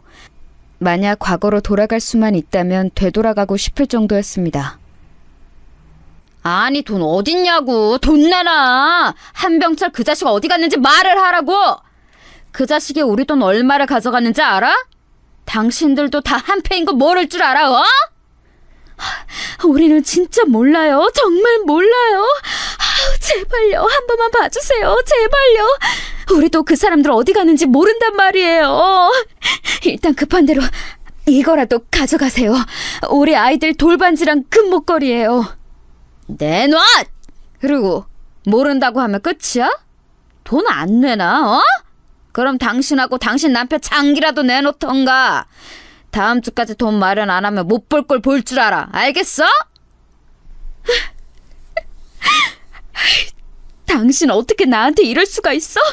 우리 아이들은 어떡해? 이제 저 사람들 다시 오면 줄 것도 없단 말이야. 당신 직장도 잘리고 가진 게 아무것도 없잖아. 우리 애들은 어떡하라고 보증을 서냐고. 당신 제정신이야? 미안하다. 내가 우리 성현이 병원비 내준 것에 홀려서. 여보, 일단 우리 여기 떠야겠다. 이대로 있다간 우리 진짜 목숨이 달린 문제야. 당신 친정으로 가자. 사채업자는 끝을 모르고 매번 집으로 찾아왔어요. 집안 살림을 다 때려 부수고 심지어 제가 일하던 은행까지 찾아와서 들어누웠죠.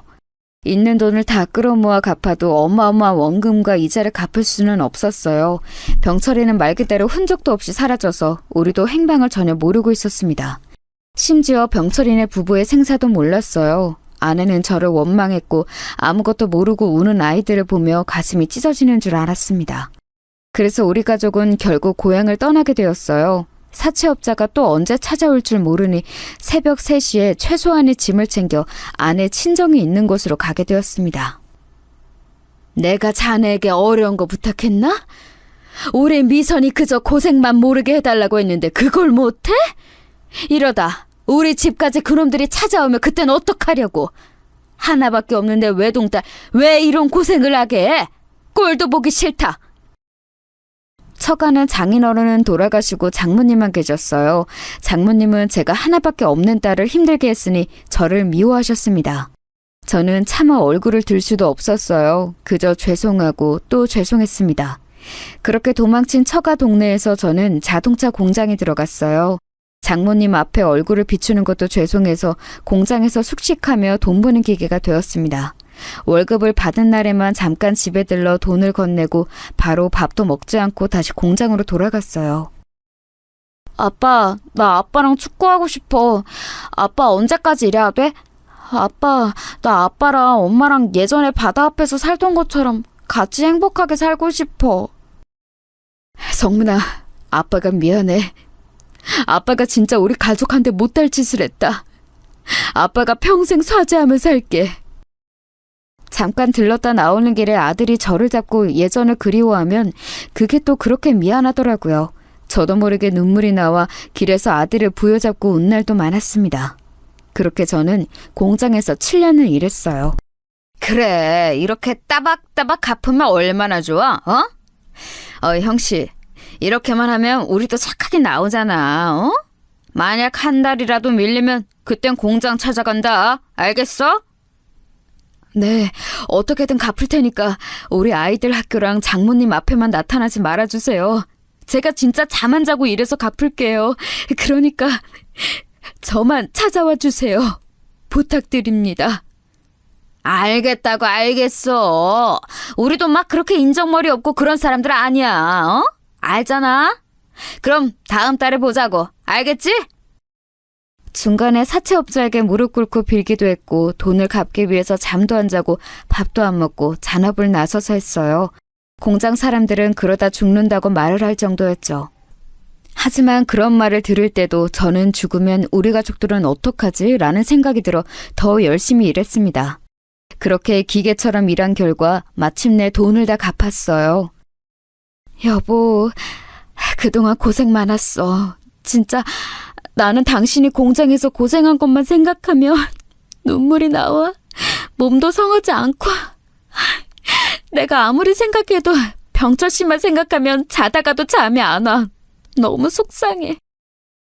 나 때문에 당신은 겪지 않아도 될 일도 겪었잖아. 내가 너무 미안해. 우리 이제 앞으로 장모님 모시고 행복하게 살자.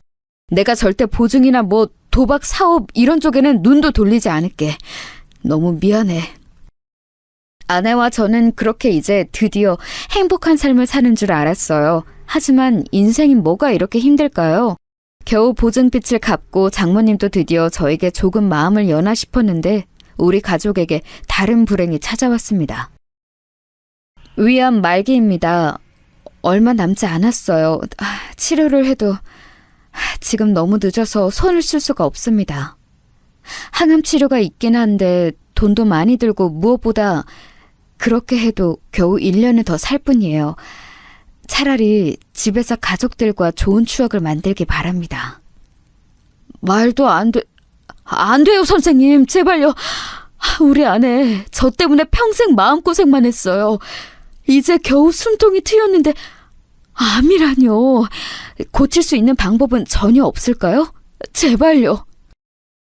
유감입니다.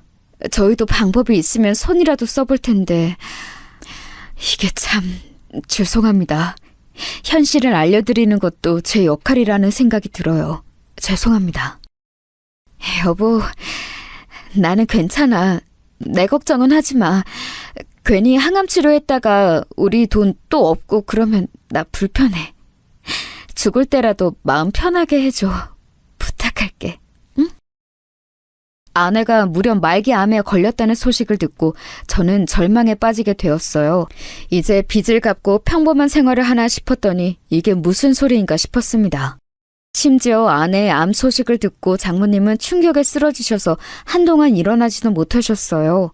장모님에게도 고개를 들 수가 없었고 아이들은 학교에 다니고 있어 들어가는 돈도 많았습니다. 아내는 최대한 내색하지 않았지만 암이라는 고통을 아무렇지 않게 이겨낼 수는 없었어요. 장모님도 아파서 누워 계시고 아내도 아프니까 예전처럼 공장에서 씩씩할 수도 없었죠. 그러니 아이들만 놓고 나갈 수밖에 없었답니다. 나가면서도 발걸음이 떨어지지 않았어요. 성민아, 성현아, 아빠 배달 금방 다녀올 테니까 밥 해놓은 거 먹고 할머니랑 엄마도 챙겨드려. 알겠지? 그리고 정말 미안하지만 방바닥도 한 번만 쓸어줘. 아빠 금방 다녀올게. 아빠, 우리가 엄마랑 할머니 챙길 테니까 걱정하지 말고 다녀와. 성현이랑 내가 청소랑 빨래도 할게. 조심히 다녀와. 저는 새벽부터 나가서 몸쓰는 일을 하기 시작했어요. 돈 되는 일이라면 뭐든 했습니다. 택배 배달도 하고 짐도 옮기고 그냥 돈이 된다면 나가서 일해서 돈을 벌어왔습니다. 그래도 돈은 부족했어요. 아픈 사람이 먼저라 아내와 장모님 약값에 돈을 쓰면 아이들에게 쓸 돈이 없었습니다. 그런데 그런 저에게 아이들은 오히려 씩씩하게 본인들이 엄마와 할머니를 챙기겠다고 했죠. 그 모습을 보고 일하러 가면서 그리고 일하면서 얼마나 울었는지 모릅니다. 마음속으로 병철이를 얼마나 원망했는지 몰라요. 그러다 의사가 말한 기간이 지나고 아내가 하늘로 가게 되었습니다. 아이고, 불쌍한 내 새끼. 남편 잘못 만나서. 아이고. 이 망할 놈아, 내 딸 살려내. 내가 얼마나 귀하게 키웠는데 하나밖에 없는 내 자식 고생만 시키고. 아이고, 내 새끼. 할머니! 어떡해, 오빠! 할머니 무축해드려! 저기로 눕히자! 장모님은 장례식장에서 하염없이 통곡하셨어요. 그러다 중간에 쓰러지셨고 다시 일어나서 통곡하다 쓰러지고를 반복했습니다. 저는 차마 할 말이 없어서 멍하니 조문객을 맞이했어요. 아내를 생각하면 지금도 가슴이 너무 아픕니다. 생각만 해도 미안해서 눈물이 나올 정도로 미안한 마음밖에 없죠.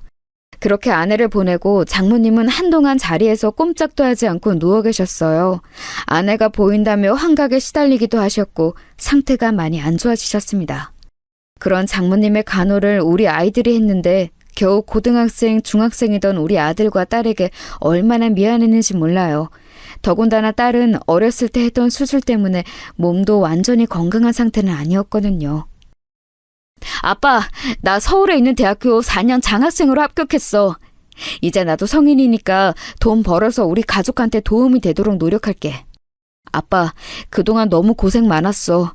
혼자 우리 먹여 살리느라 잠도 못 자는 아빠 보면서 얼마나 마음이 아팠는지 몰라. 아들, 고맙다. 아빠가 너희에겐 할 말이 없어. 너무 미안하고 또 미안하다. 그리고 고맙다. 해준 것도 없는데 이렇게 공부를 열심히 해서 대학을 장학생으로 가다니 너무 고마워. 자랑스러운 우리 아들은 무려 서울에 있는 대학을 4년 장학생으로 합격했어요. 제대로 지원해준 것도 없는데 이런 결과를 가져오니 고마운 마음뿐이었습니다. 장남이 대학을 가고 몇 년 뒤 딸도 대학에 가게 되었어요. 자식들에게 해준 것은 하나도 없는데 다들 잘 자라주어 얼마나 고마웠는지 모릅니다. 자식들이 이렇게 대학에 간 것은 기뻤지만 장모님의 증상은 더 심해졌어요. 심지어 장모님은 치매에 걸리게 되어 환청과 환각에 시달리셨습니다. 아유, 우리 딸이 저기에 있어. 자네, 우리 미선이 안 보이나? 저기에 우리 딸이 우리를 보고 있잖아. 이리 와, 우리 아가 이리 와. 엄마한테 와. 장모님, 아내는 세상에 없어요. 그거 아내 아니에요. 아내는 이미 하늘로 갔어요. 이제 현실을 직시하셔야 해요. 장모님, 제발요. 세상에 없다니 그게 무슨 소리인가. 바로 저기에 우리 딸이 있는데. 아가, 이리 와. 내 새끼. 소중한 내 새끼. 우리 딸이 왜 죽어? 안 죽었어. 안 죽었다고. 내 딸은 살아있어. 그러니까 죽었다는 소리 하지 마. 장모님은 날이 갈수록 증상이 매우 심해지셨어요. 악을 쓰고 환청을 듣는 날도 많아졌습니다. 그런 장모님을 모시고 사는 것은 상당히 힘든 일이었죠. 그래도 저는 불만 없이 장모님을 잘 돌봤습니다. 하늘로 먼저 간 아내를 생각하면 당연히 그래야 하는 일이었어요. 다행히 빚은 갚았어도 가난한 생활은 여전했습니다.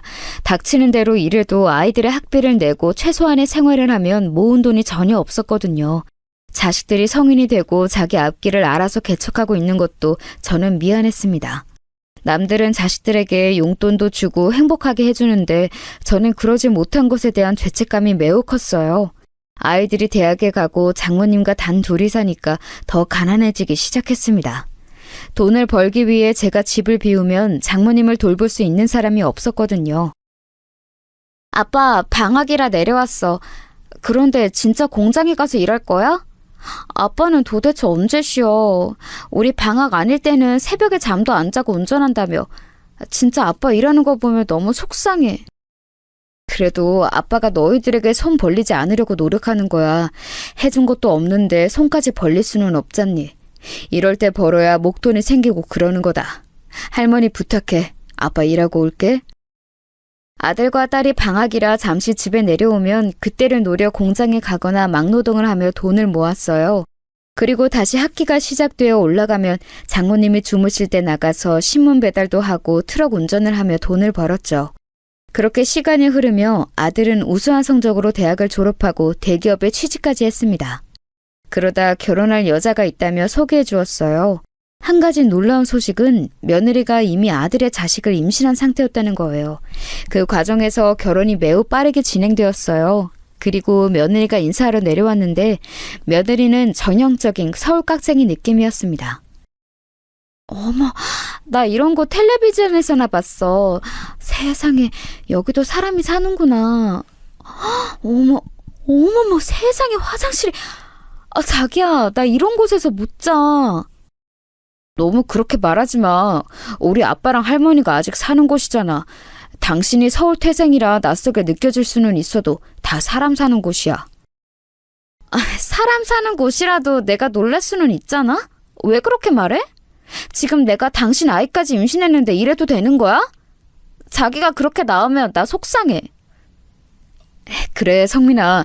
서울 사람들은 낯설게 느껴질 수도 있어. 너무 그러지 마. 네 아이까지 임신했잖니. 아가, 내가 대신 미안하다. 우리가 해줄 수 있는 것도 없는데. 저는 며느리의 눈치가 그렇게 보이더라고요.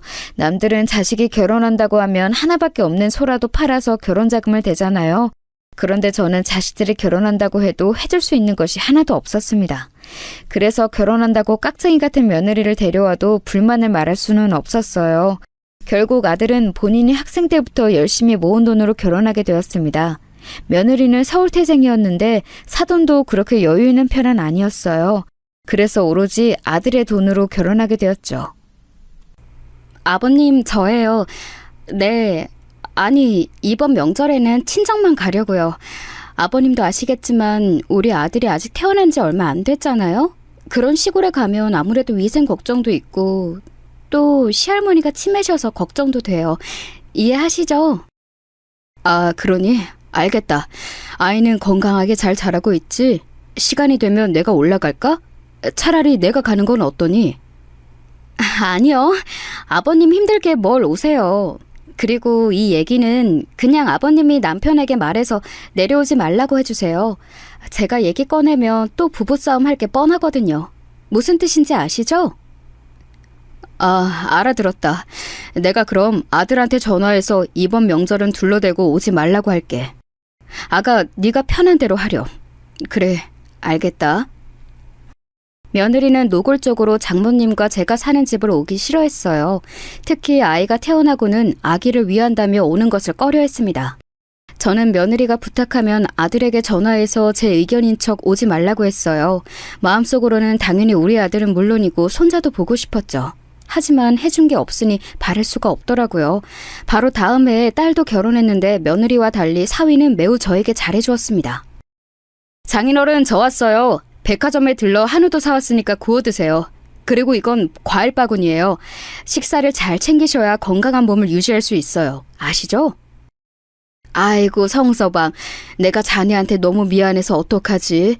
해준 것도 하나도 없는데 이렇게 매번 집에 올 때마다 바리바리 들고 오니까 내가 얼굴을 들 수가 없어. 미안하네. 장인어른, 그렇게 말씀하시면 제가 오히려 서운해요. 이렇게 착하고 예쁜 따님과 결혼하게 해주신 것만으로도 저는 감사한걸요. 자, 그럼 빨리 우리 제가 사온 소고기 구워 먹어요.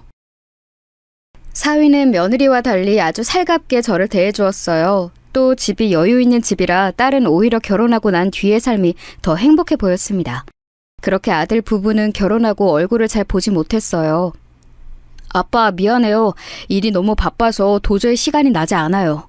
이번에는 꼭 내려가려고 했는데 대신 이번 일만 끝나면 어떻게든 시간을 내서 내려갈게요. 아니다. 일도 바쁜데 이번에도 굳이 내려오지 말고 처가만 들려. 아빠는 괜찮아. 그리고 손자도 어린데 굳이 집에 오면 힘들잖니. 아버지, 죄송해요. 할머니는 좀 어떠세요? 저번에 갔을 때 보니까 상태가 많이 안 좋아 보이던데. 그리고 아내가 전화했다고 하던데 들으셨죠? 장모님이야 뭐 내가 잘 돌볼게. 너는 걱정하지 마. 며느리? 그럼 들었지. 그래. 아들과 전화를 하면 아들은 종종 저에게 며느리가 한 말을 들었냐고 묻더라고요. 저는 며느리 얘기가 나오면 그냥 매번 자연스럽게 얘기를 돌렸어요. 사실 무슨 얘기인지도 모르고 넘기는 게 다수였습니다. 그렇게 몇 년이 지나고 치매를 심하게 앓던 장모님이 아내를 따라 하늘로 가게 되었어요. 장모님을 모시는 것이 힘들긴 했어도 막상 돌아가시니까 속상한 마음이 컸습니다. 하나밖에 없는 딸을 고생시킨 게 너무 죄송했는데 당신마저 돌아가시니 우울하더라고요. 혼자 시골에 있으니 밥을 먹는 것도 사치스럽게 느껴졌어요.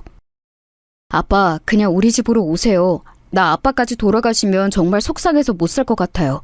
그 집 처분하고 저랑 같이 살아요. 마침 아들이 시골에서 제가 혼자 사는 게 안쓰럽다고 합가하자는 제안을 했습니다. 평소 같았으면 며느리 눈치가 보여서라도 거절했을 거예요. 그런데 저 때는 저도 상태가 좋지 않았어요. 가난해도 어떻게든 같이 살던 때가 오히려 그리울 정도였습니다. 그래서 집을 처분하고 그 돈을 아들네 집에 주는 대신 합가하게 되었어요. 아들 부부는 그 돈을 받고 더 넓은 집으로 갈 수 있게 되었죠. 또 제가 그동안 죽어라 일해서 모은 돈도 보태서 아들 부부는 훨씬 좋은 집에서 살 수 있었습니다. 아예 금전적인 도움을 주지 않은 것은 아니라 저도 나름 체면은 차릴 수 있겠다고 생각했어요. 하지만 며느리의 반응은 전혀 달랐습니다. 아버님, 지금 뭐 하시는 거예요? 제가 부엌은 제 공간이라고 하지 않았어요? 아버님이 자꾸 부엌에 오시면 제가 너무 불편하다고 몇 번을 말해야 하나요? 미안하다. 내가 아까 아침을 안 먹어서 배가 고파서. 미안하다. 금방 다시 들어갈게. 며느리는 제가 방 밖을 나가서 거실이나 부엌에 가면 그렇게 눈치를 주었어요. 제대로 끼니를 챙겨주지도 않았습니다. 속상했지만 제가 이런 말을 아들에게 할 수는 없었어요. 아들은 일이 너무 바빠 집에 와서 겨우 잠만 자고 나가는 일상을 지속했거든요. 그러다 문득 아내와 우리 아이들과 같이 살던 고향이 그리워졌습니다. 그 지역 바다가 보고 싶어져서 혼자 무작정 집을 나가 고향에 간 날이 있었어요. 그런데 정말 뜻밖의 일이 일어났습니다. 아니 이게 누구야? 세상에 상준이 아니냐? 아이고 그동안 어떻게 살았어 이 사람아? 어르신 오랜만이에요. 저는 뭐 이 지역 떠나고 처가댁으로 가서 살았어요. 그러다 빚쟁이가 거기까지 와서 겨우 고생해서 빚 갚고 지금은 아들하고 서울에서 살고 있어요. 와, 여긴 여전하네요. 저기 식당도 그대로고. 아내는 하늘로 갔어요. 아내랑 같이 왔으면 얼마나 좋아했을까요? 아이고, 그랬구나. 아니, 그나저나 상준아, 그게 문제가 아니야. 너 병철이 기억나지? 병철이가 만약에 네가 다시 고향에 오면 꼭 소식 전해달라고 했어. 여기 명함 이거 남기고 계속 매년 찾아오고 있는데 도통 네 소식을 알아야 전하지. 우리가 얼마나 널 찾았는지 아냐? 예전부터 알던 어르신은 뜻밖의 소식을 전해주었어요. 우연히 고향에 갔더니 세상에 우리 집을 망하게 한 병철이의 소식을 들을 수 있었습니다. 사실 어르신이 병철이 얘기를 꺼내셨을 때 당황하기도 하고 반갑지 않았어요. 그런데 어르신은 기어코 제 손에 병철이의 명함을 쥐어주셨습니다. 그리고 저는 그 명함을 보고 매우 당황하면서 화가 났어요. 그 명함에서 병철이는 무려 중견기업의 회장님이었거든요. 어르신, 병철이가 아니 회장이라고요? 이 새끼가 지금 그래서 너를 그렇게 찾았어. 네가 만약 고향에 오면 꼭 연락 달라고 얼마나 사정하든지 몰라. 예전에 네가 병철이 때문에 고통받았던 거 나도 아는데 그래도 연락이라도 해봐. 뜻밖의 소식을 전해 듣고 다시 버스를 타고 서울로 오며 저는 생각이 아주 많아졌습니다. 막상 연락하면 병철이가 도대체 어떤 반응을 보일지 궁금하기도 했어요. 그러면서 그동안 고생했던 게 억울하기도 했습니다. 이렇게 그럴듯한 기업의 회장이 될 때 저는 돈 버는 기계로 살았잖아요. 억울한 마음을 가지고 집에 도착했는데 병철이 소식 때문에 끼니때를 너무 놓쳐 배가 고팠습니다. 마침 들어갔더니 집에 아무도 없더라고요. 이때다 싶어 부엌에 가서 라면이라도 먹으려고 했는데 냄비에 갈비찜이 있었어요. 평소 같았으면 손도 대지 않았을 텐데 그날따라 너무 배가 고파 저도 모르게 갈비찜을 아주 조금 덜어내서 방으로 가져가려고 했죠. 그런데 그 순간 며느리가 집에 들어와서 제가 갈비찜을 손에 든 모습을 목격했습니다. 어머 아버님, 그거 우리 친정엄마가 저 먹으라고 직접 해서 가져다 주신 거예요. 저도 아직 입에 안 넣었는데 아버님이 그렇게 드시면 어떡해요? 아 그러니? 미안하다. 내가 너무 배가 고파서 어쩔 수가 없었어. 그래도 많이 덜지 않았고 이 정도만 덜었는데. 우리한테 생활비도 안 주시면서 이렇게 우리 엄마가 해준 음식까지 탐내시면 어떡해요? 진짜 우리 엄마가 아버님이 그렇게 몰래 먹으라고 준 음식이 아니잖아요. 속상해. 며느리는 노골적으로 저에게 뭐라 하기 시작했어요. 마침 며느리 옆에는 손자도 있었는데 손자 앞에서 저를 그런 취급을 하니 너무 속상했습니다. 갈비찜을 들고 방에는 들어왔는데 도저히 넘어가지 않았어요. 며느리는 예전부터 생활비 얘기를 꺼내며 저를 자극했거든요. 속상함에 먹지도 못하고 있었는데 문득 머리에 병철이 명함이 생각났습니다. 그래서 정말 홧김에 바로 전화를 걸었어요. 네, 여보세요. 말씀하세요. 여보세요? 말 없으시면 끊겠습니다. 나다. 네? 뭐라고? 아니 잠시만, 이 목소리는 설마 너 상준이니? 상준이야? 그래, 나다 이놈아. 나라고. 병철의 목소리를 들으니 갑자기 서러움과 그동안 고생했던 게 떠오르며 눈물이 나기 시작했습니다. 멈추려고 해도 멈춰지지 않았어요. 제가 울기 시작하자 병철이도 덩달아 울며 미안하다는 말을 반복하더라고요. 미안하다. 내가 미안해, 상준아. 내가 너희 가족에게 못할 짓을 했어.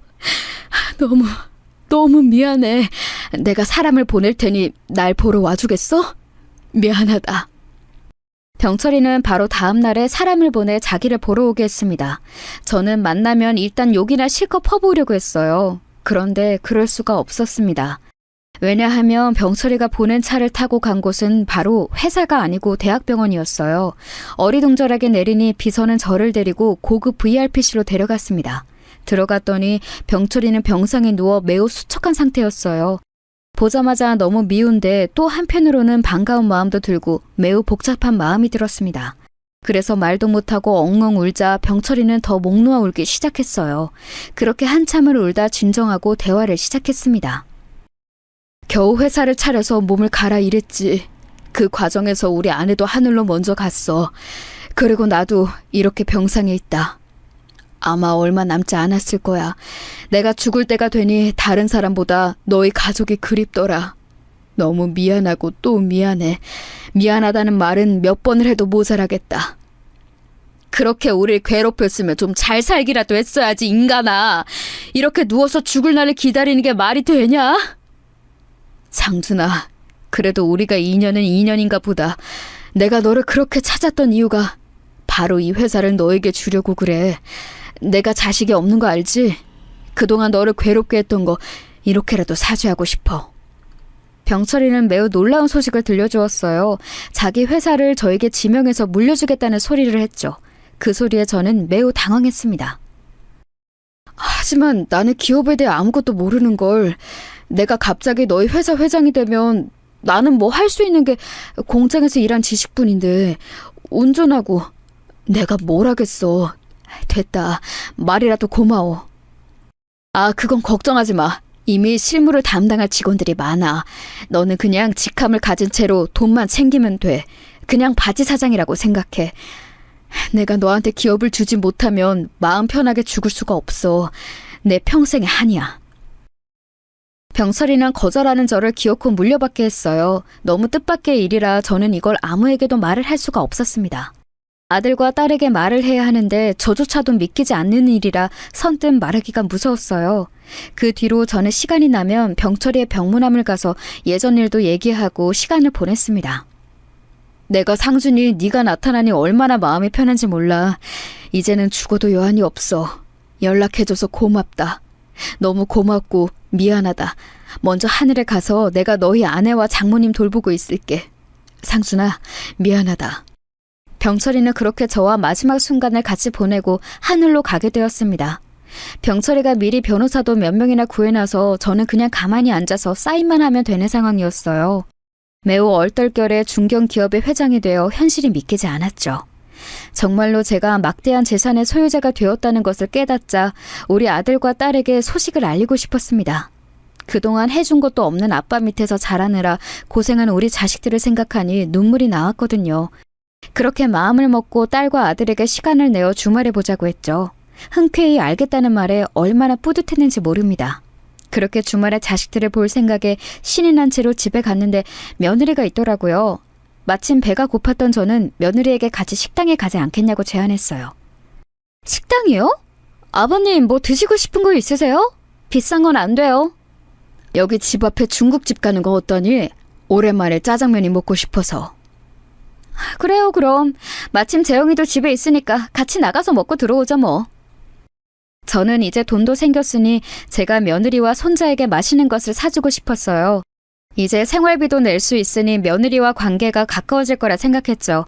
그렇게 중국집에 가서 주문하는데 문득 돈이 생기니 평소에는 먹을 생각을 하지 않았던 탕수육이 눈에 들어왔습니다. 사장님, 저희 탕수육도 하나 주세요. 어머, 아버님, 탕수육까지 드시게요? 배고프세요? 이미 짜장면 하나씩 시켰잖아요. 굳이 15,000원을 더 추가해서 시키고 싶으세요? 오랜만에 탕수육이 먹고 싶네. 어차피 얼마 안 하니까 시켜서 먹자. 참나, 얼마 안 하긴. 생활비도 1원 하나 안 내는 양반이. 아버님은 진짜 눈치가 없으세요? 안 그래도 돈 부족한데 탕수육이 웬 말이에요. 입에 탕수육이 들어가세요? 제가 탕수육을 시키자 며느리는 저에게 뭐라 하기 시작했습니다. 워낙 돈에 예민한 며느리가 속상했어요. 그래도 이제 저도 돈이 많이 생겼고 또 그놈의 생활비도 줄 수 있다고 말하려고 했어요. 그런데 그 순간이었습니다. 옆에 앉아있던 손님이 저를 향해 말을 걸었어요. 회장님, 안녕하십니까? 저 김비서입니다. 그 사람은 바로 저를 병철이의 병실로 데려갔던 그 비서였어요. 김비서는 90도로 인사하며 몰라봬서 죄송하다고 인사했습니다. 뭐야? 당신 사람 잘못 보셨어요. 회장은 무슨 돈도 없는 양반한테. 아니요, 우리 회장님 맞습니다. 얼마 전에 전 회장님이 돌아가시면서 회사를 물려받으셨어요. 정식 승계가 끝났습니다. 뭐라고요? 아버님, 이 사람 말이 맞아요? 아니, 무슨 회장? 어디 뭐 작은 사무실인가? 김비서는 자기 수투에서 명함을 꺼내 며느리에게 보여주었어요. 그 명함에는 제 이름이 있었고 떡하니 회장이라는 단어가 있었죠. 그걸 보자 며느리는 말 그대로 난리가 났습니다. 아니, 이게 뭐야? 아버님이 이 중견기업의 회장이라고요? 이게 사실이에요? 아니, 세상에 언제부터요? 이 기업 그냥 그저 그런 기업도 아니잖아요. 며느리는 저에게 갑자기 얼굴색이 변하고 말투도 변한 채로 대하기 시작했어요. 아버님, 탕수육 말고 또 뭐 드시고 싶으세요? 깐풍기 시킬까요? 아니면 뭐 칠리새우 드실래요? 저는 그런 며느리의 모습에 기가 차기 시작했어요. 돈을 좋아하는 것은 알았는데 저렇게 노골적으로 돈에 따라 사람을 다르게 대하는 모습에 할 말이 나오지 않았습니다. 저는 아무 말도 하지 않고 비서를 돌려보냈어요. 그리고 탕수육과 짜장면을 먹고 며느리의 말에 한마디도 대꾸하지 않았습니다. 그리고 주말이 되어 아들과 딸이 모이자 그동안 있었던 일을 말했어요. 그러면서 며느리가 저에게 어떻게 대했는지도 폭로하게 되었죠. 아니, 언니, 이게 사실이에요? 우리 아빠한테 끼니도 제대로 주지 않았어요? 생활비? 우리 아빠가 시골집 팔아서 오빠네 집 이사할 수 있었잖아요. 어떻게 사람이 이래요? 나 너무 충격이라 말이 나오지 않아. 잠시만, 아버지, 이게 사실이에요? 내가 그럼 우리 합치기 전에 아버지한테 용돈 보낸 거는요? 잠시만요. 아니, 우리 무슨 오해가 있는 것 같아요. 잠시만. 알고 봤더니 아들은 제가 아들과 집을 합치기 전에 며느리를 통해 돈을 보냈다고 하더라고요. 본인이 워낙 바쁘니 대신 내려가 달라고 부탁하며 용돈을 보냈다고 하던데 저는 전혀 받은 적이 없었죠. 이 모든 사실이 드러나자 아들은 크게 분노하기 시작했어요. 내가 우리 아버지가 얼마나 고생했는지 당신에게 수도 없이 말했어. 어떻게 이렇게 우리 아버지를 대할 수가 있어? 나는 그것도 모르고 돈 조금이라도 더 벌기 위해 개처럼 일했는데 당장 이혼해. 도저히 당신 같은 사람하고 나는 소름 돋아서 못 살아. 아들이 바쁘게 일했던 이유도 다 저를 모시는 아내에게 미안해서 그랬다고 하더라고요. 결국 며느리의 충격적인 행동이 다 밝혀졌어요. 그리고 아들은 정말로 독하게 며느리와 이혼 소송을 진행했습니다. 아버님, 제가 죄송해요. 아버님이 남편에게 말 좀 잘해주세요. 제발요. 저 이혼하면 어떻게 살아요? 제발요.